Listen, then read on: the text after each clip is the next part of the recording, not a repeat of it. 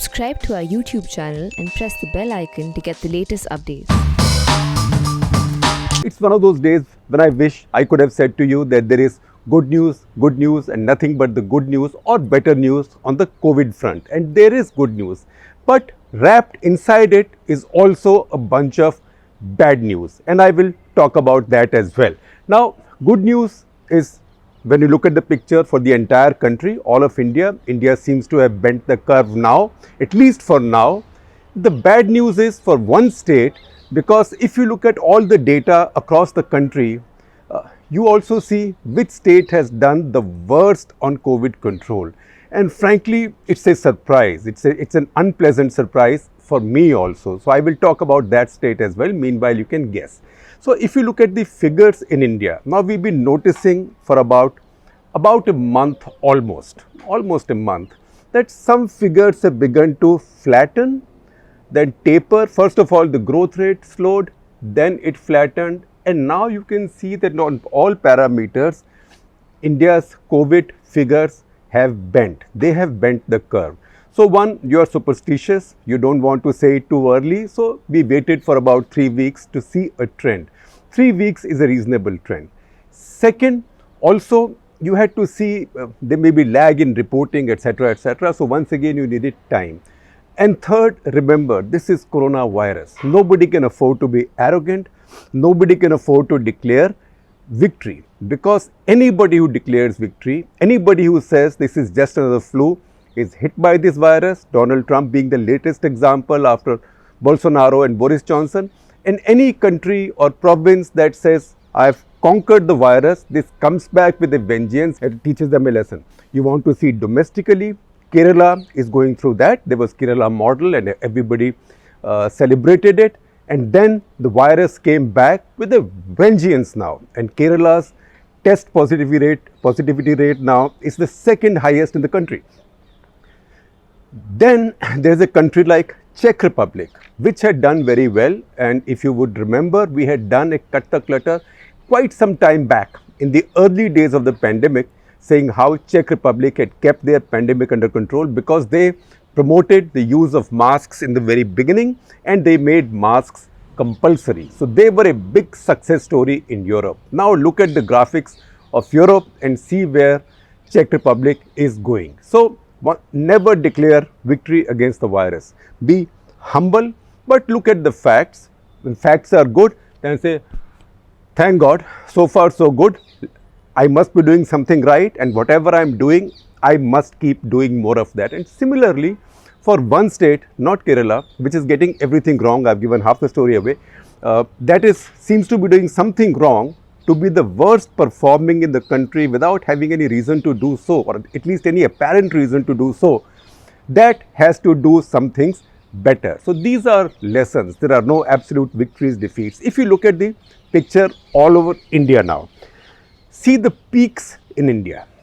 September was our most difficult month. Many bad peaks were crossed in September. So India's highest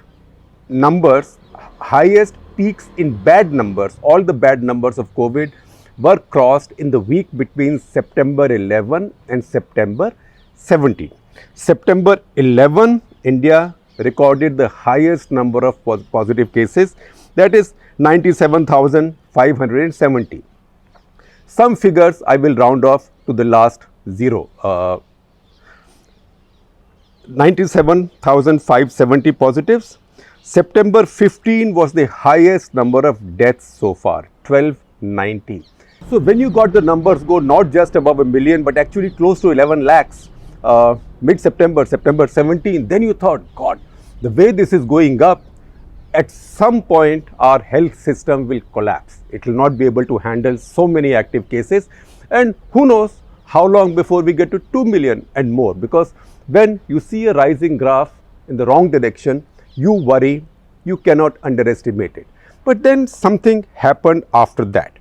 What happened after that was that, as I said, first you saw a slowing, then a flattening, and then a decline. In all these numbers, remember, everything is reversible.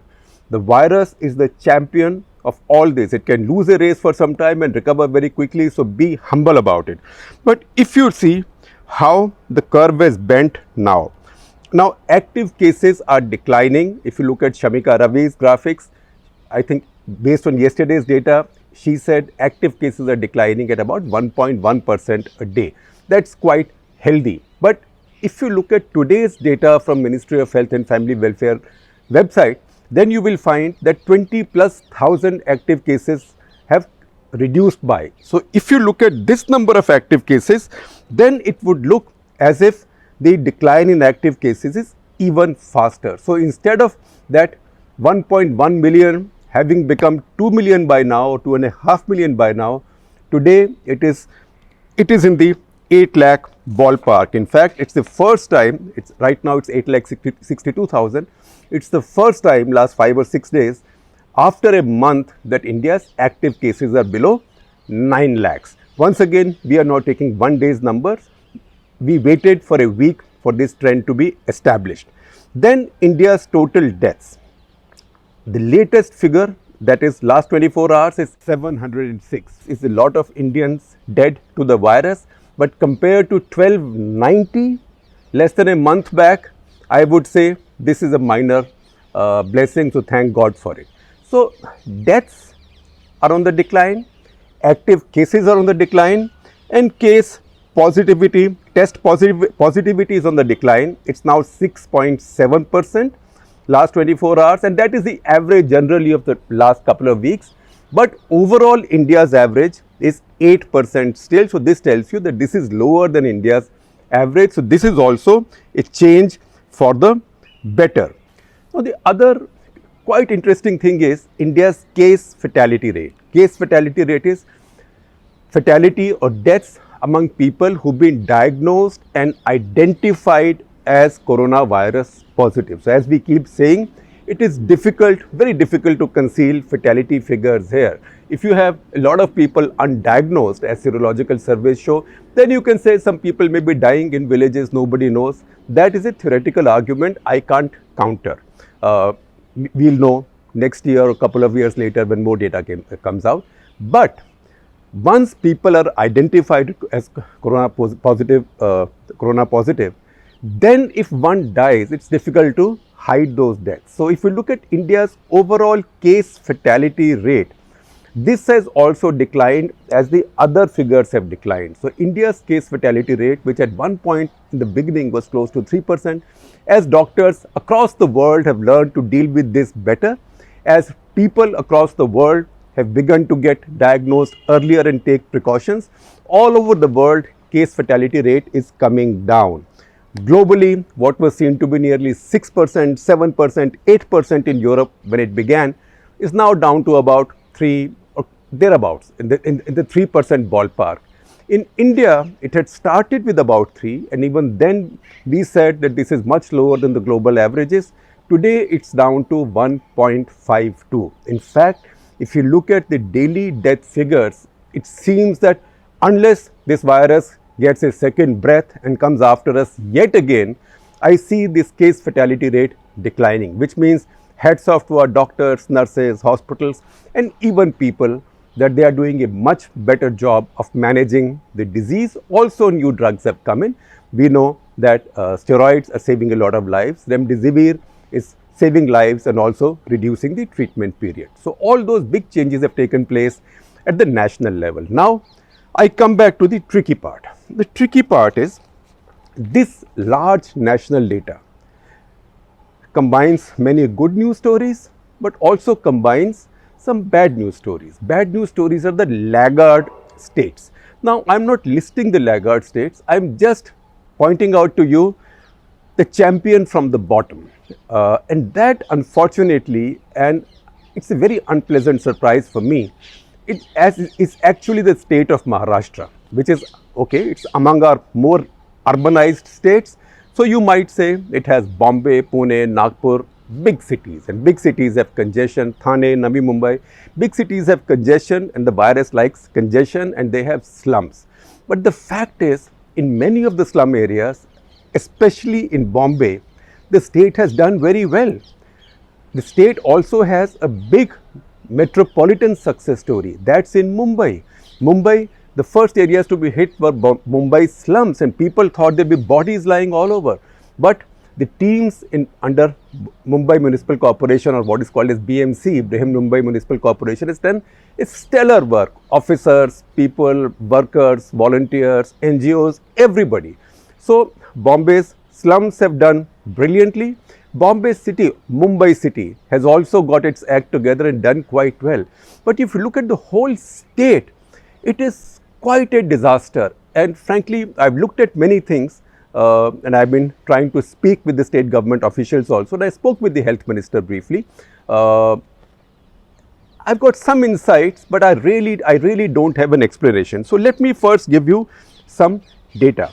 If you look at Maharashtra, you will see that Maharashtra beats the rest of the country on all bad data, or Maharashtra beats the rest of the country by some distance on all bad news on its coronavirus fight.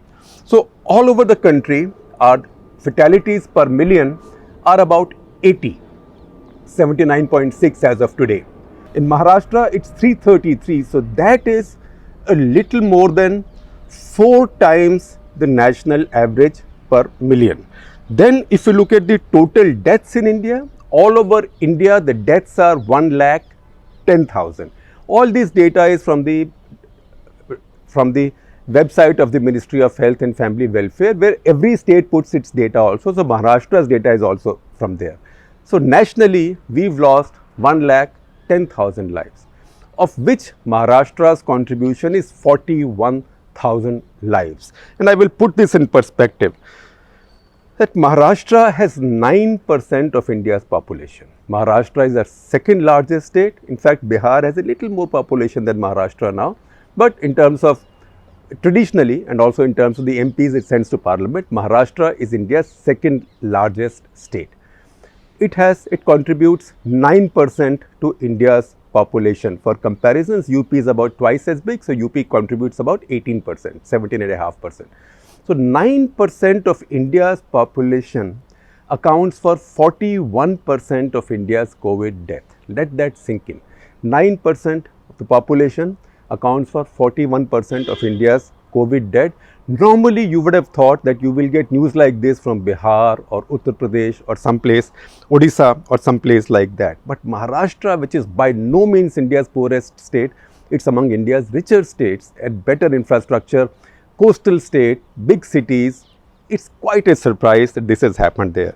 Now, once again, Maharashtra is 9% of India's population, but is 22% of all of India's cases. So once again, it does way out of proportion of its population, share of the population of India on the wrong side. So 9% population, 22% of India's cases. And that is not yet bad enough. I will give you a couple of other things that will tell you where the problem is. And in fact, that will also give us an indication as to what the problem is. The problem is Maharashtra's testing. If you look at Maharashtra's testing, all over India, our tests per million are about 64,000. This includes UP, Bihar, Assam, West Bengal, champion states, quote unquote champion states, Odisha, really poor states. If you look at them all together, there is a surprise there. I'll mention that in the end. If you add them all together, India's tests per million are 64,000 per million. India has today, as of today, conducted 9 crore tests. It's a lot of tests. And you would have imagined that a progressive, well-run, well-to-do state like Maharashtra with big cities would have contributed, like, for its population base, maybe 75,000, 80,000, 100,000 per million. So they would have improved the national average. That is not true. Maharashtra has upped its testing in the last few weeks, but still it is about 60, 61,000. It is way below, it is below the national average and way below some other states, one surprise state. Then if you look at case fatality rate, that is the number of identified coronavirus patients who die because of it, then national average I told you is 1.52. Maharashtra is almost 50% more than this. So Maharashtra is 2.67. Again, what justifies it? I don't know, although there is an explanation from the Health Minister of Maharashtra, Rajesh Tope, which I will tell you. Now, very often Maharashtra tends to say, but look at Gujarat, we are doing better than Gujarat. Now, Gujarat is also not doing brilliantly on COVID control, by no means. But unfortunately, Maharashtra is the champion. Maharashtra have beaten Gujarat. Gujarat's case fatality rate, for example, is 2.37%. Maharashtra is not the worst in the country on this count. The worst is Punjab at 3.1%, but Punjab is one of the smaller states. Punjab is about 3 crore population. Maharashtra is about 12.3 crore population estimated for 2020. So that's a large state. So among larger states, Maharashtra is the worst for fatalities. Among all states, Maharashtra is the second worst, followed closely by Gujarat then. Now I spoke with Maharashtra's health minister, Rajesh Tope, who said that look, a lot of our numbers might look high because we are honest and we are paying for our honesty, not his words, mine. He said that look, we count anybody who had coronavirus as coronavirus fatality, even if the person had cancer, was a victim of an accident, or heart disease, etc., etc., etc. Whereas many states are then hiding cases like that. Now we know that, but again, that is to an extent. Even if you add all that in terms of case fatality rate, Maharashtra will be much, much, much, much higher. The minister also says that I agree that we could have tested more, and he also says that now I have more than 500 labs and we are scaling up our testing. Yes, that's a good idea, but the fact is that so far testing was poor. So let me point out to you one more key data point. The data point is India's test positivity rate. That is, if you test 100 people, how many turn out positive? All of India is 8% beginning March, beginning with the arrival of the pandemic into the country, and today it's 6.7. WHO global health norms are that if your positivity rate goes above 8.5%, that means you are testing too little. You have to test more. So India has brought its average to 8 and current rate at 6.57%. Do you know what it is for Maharashtra? I mean, I can round it off and somebody might say I'm exaggerating.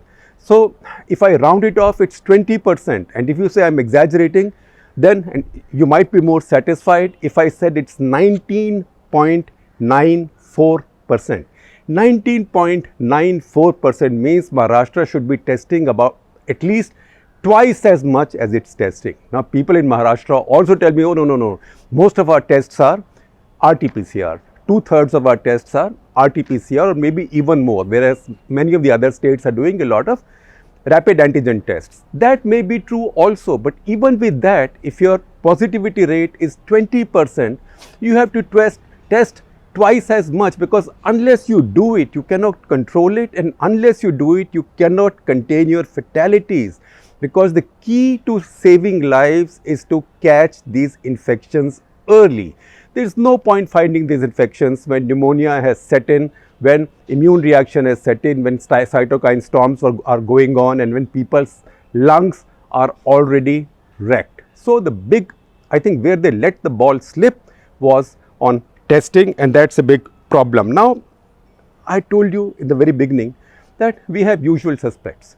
We might say, अरे ये तो UP Bihar के figures होते हैं और UP Bihar को कौन trust करेगा, but just make a comparison with UP and Bihar. UP's tests per million, UP is twice the population of approximately of Maharashtra, all estimated for 2020. UP's tests per million are 57,000, which is just a little below, say 5% below Maharashtra, but below Maharashtra. Bihar's tests per million, I told you there's one surprise in this pack. Bihar's tests per million are 71,000. They are not just higher than rich Maharashtra, where they export so much cheap labor, but it's also higher than the national average. It's considerably higher than the national average. Now, it's possible a lot of them are rapid antigen tests, but a lot of the states are doing a lot of rapid antigen tests, including Kerala. So, Bihar is 71,000 compared to Maharashtra's about anything between 61 to 63,000. Then you look at test positivity rate. Uttar Pradesh is 3.6, Bihar is 2.32, Maharashtra, much richer Maharashtra, which employs millions from UP and Bihar at low wages and is the engine of India's economy, is 19.94%, rounded off to 20%.